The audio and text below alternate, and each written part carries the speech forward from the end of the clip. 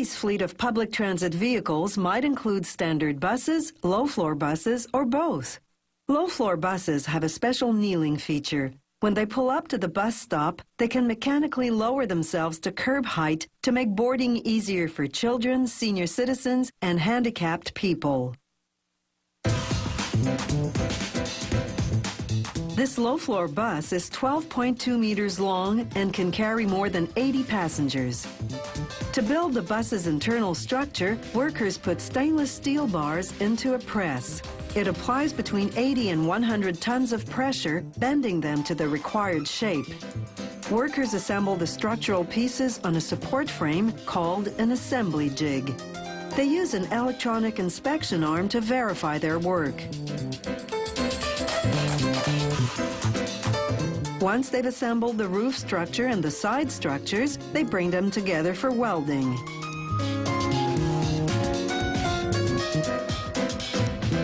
Everything goes on a rotating jig. It turns like a giant rotisserie, giving workers easy access to whatever part of the bus they need to weld.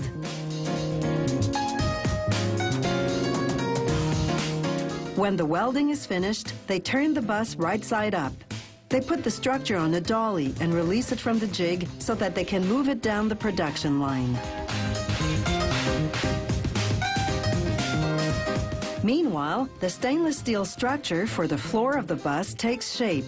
Once that's complete, it's back onto the rotating assembly jig to weld it to the rest of the structure. This bus factory uses stainless steel because it stands up well to corrosion. Transit systems need to keep these buses running full-time for up to 20 years. Less rusting means fewer expensive and time-consuming repairs. Workers now move the completed structure to another part of the factory where they spray the underframe and lower section with a black anti-abrasion coating.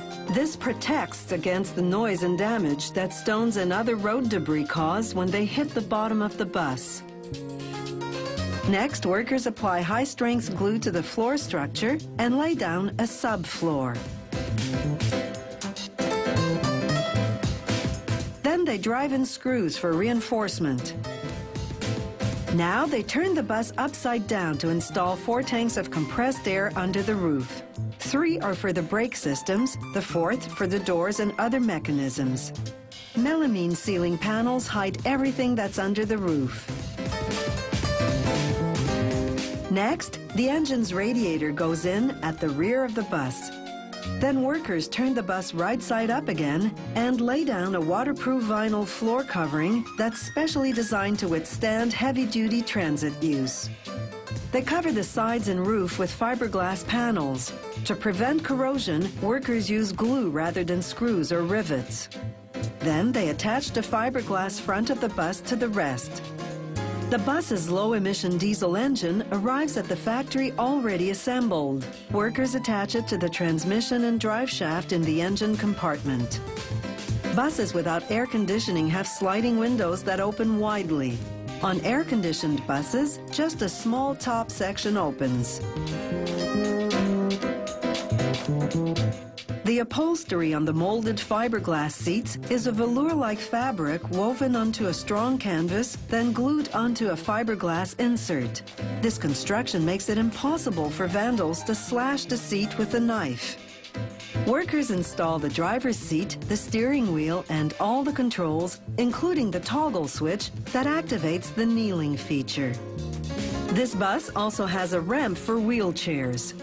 A safety system locks the accelerator pedal and applies the brakes to prevent the bus from moving when the ramp or kneeling features are in operation. The finished bus undergoes a half-hour water infiltration test with all the systems running. This ensures there are no leaks.